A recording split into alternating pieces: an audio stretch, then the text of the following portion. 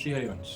तो आज हम बात करेंगे संग किसका करें। ज़्यादातर भक्तों का देखा जाए तो प्रश्न रहता है, प्रभु हमको समझ में नहीं आता किसका संग करना चाहिए, किसका संग नहीं करना चाहिए, कौन अच्छे भक्त है, कौन बुरे भक्त है, किसके संग से दूर रहना चाहिए, किसके संग में भक्ति बढ़ेगी, समझ में नहीं आता। पर देखा जाए तो ऐसा कोई भी प्रश्न नहीं है जो हमारे आचार्यों ने हमें ना दिया हो।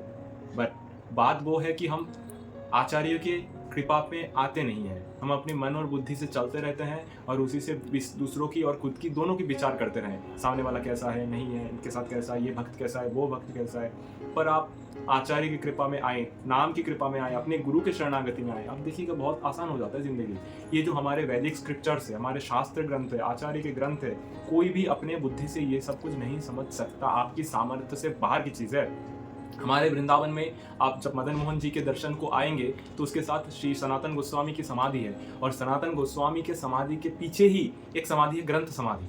अर्थात गौरीय जितने सारे महान महान ग्रंथ है उसकी समाधि दी गई है, क्योंकि ये लोग समझ ही नहीं सकते, क्योंकि कलियुगी जीव मंदमति, मंद बुद्धि, मंद भाग्य, तो समझ के बाहर है। बट हम नाम की जब आश्रय लेते हैं, गुरुदेव कहते हैं नाम की आश्रय आते ही तुम महात्मा बनने में समय नहीं लगेगा। तो आश्रय मतलब हम खुद को नाम के भरोसे में रखें, ठाकुर जी की भरोसे में रखें, ना कि अपना दिमाग बार बार इस्तेमाल करें। तो हमारा प्रसंग था किसकी संग करना चाहिए और किसकी नहीं, कैसे समझें। तो ये ग्रंथ है श्री रूप गोस्वामी की उपदेशामृत ग्रंथ, द नेक्टर ऑफ इंस्ट्रक्शंस। उसी ग्रंथ में जो सबसे का देखा जाए तो बहुत कठिन ग्रंथ है वो जीवन में उतारना, उनका पहला ही श्लोक है नेक्टर ऑफ इंस्ट्रक्शन का, बाचो बेगम मनस क्रोध बेगम जिह्वा बेगम उदर उपस्थ बेगम एतान बेगान जब विषहत धीरा सर्वाम पिमांग पृथ्वी स्वशिष्टात्। अर्थात बोलने का वेग। पहले श्लोक के पहले शब्द में हम फेल हैं, अर्थात हम कुछ भी बोलते हैं, कभी भी बोलते हैं, हर समय बोलना पसंद करते हैं।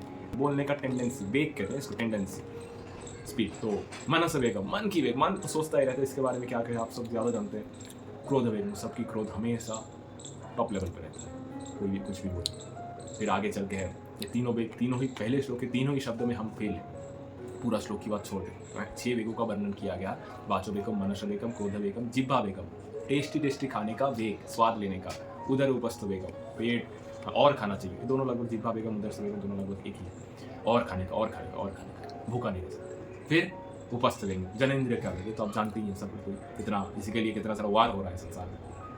ये 6 वेग जब कंट्रोल में कोई कर लेता है तो उनके लिए किसी को भी शिष्य बनाना, पूरा दुनिया उनका शिष्य बन जाता है। ये 6 वेग जिनके कंट्रोल में रहते हैं, तो हम महान महान आचार्यों की जीवनी में, गुरु वर्गों की जीवनी में वो देखते हैं ये 6 वेग गुरु कृपा से कंट्रोल में आया और कितने महान बन गए पल भर में।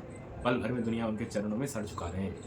तो बोलने का तात्पर्य ये था, ये श्लोक शायद हम लोगों ने बहुत पहली बार, गौरी संप्रदाय के तो बहुत पहली बार क्या बहुत बार सुन चुके हैं, बहुत बार वो जीवन में उतारने का कोशिश भी कर चुके हैं, साधे पर फेल। आज हम आपको कुछ जादू दिखाते हैं, क्या इस ग्रंथ को बहुत आसानी से जीवन में उतारा जा सकता है, ये बात करेंगे हम अगली सेशन पे। इस सेशन पे हम बात करेंगे सिर्फ संघ के बारे में, किसकी संघ करना चाहिए और किसी की संघ नहीं करना चाहिए। तो इसी श्लोक का जो हम बात कर रहे हैं, इसी चर्चा का टॉपिक का श्लोक का वर्णन किया है श्री रूप गोस्वामी जी ने, उनके ही श्लोक 5 नंबर पे। वो श्लोक है, अर्थात हमें कनिष्ठ भक्त का संग नहीं करना चाहिए जिनको ठाकुर जी की भावना सिर्फ अपने श्री विग्रह में है, मंदिर में है, और लोगों में व्यवहार नाम की कोई चीज़ इनको ज़्यादा ज्ञान है नहीं, ना ही शास्त्र का ज्ञान। इनसे संग करना बहुत आगे के श्लोक में वर्णना करते हैं, इनसे कैसे डील करना चाहिए। दूर से ही प्रणाम करके बस राधे श्याम करके दूर से ही, उनसे ज़्यादा चर्चा ना करें वरना खराब हो जाएगा।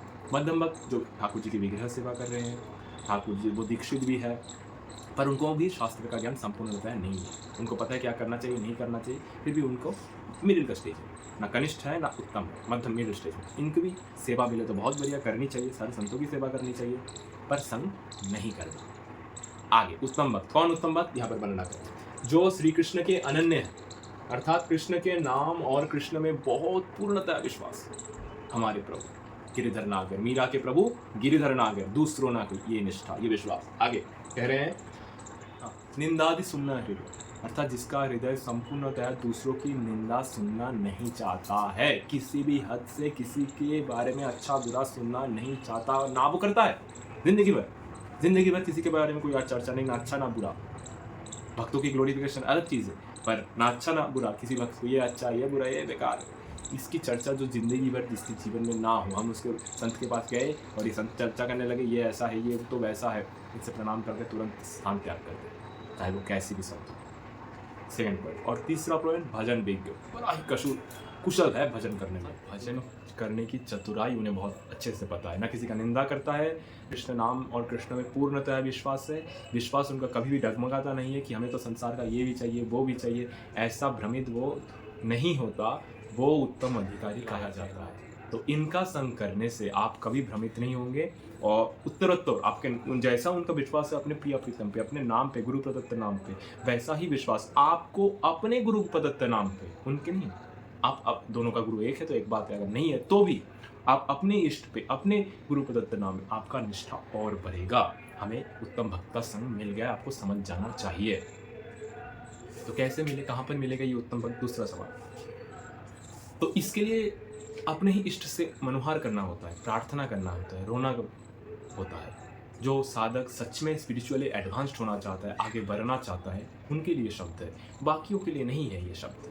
आप स्पिरिचुअली एडवांस होना चाहिए, ग्रो करना चाहते हैं तो बिल्कुल आप ठाकुर जी से मनुहार कीजिए, रोइए, गाइए, आपको ऐसा समझ जाएगा। आप सच में अगर चाहते हैं तो कहीं बाहर किसी को गूगल सर्च करने की ज़रूरत नहीं है, ये महाराज अच्छा है कि वो महाराज अच्छा है, ये भी सोचने की ज़रूरत नहीं है। आप तो अपने ईश्वर से मनुहार करें, रोइए, प्रार्थना करें और खूब नाम जपिए। ऐसे ही उत्तम भक्त का जो वर्णना किया है श्री रूप गोस्वामी, वो याद रखें।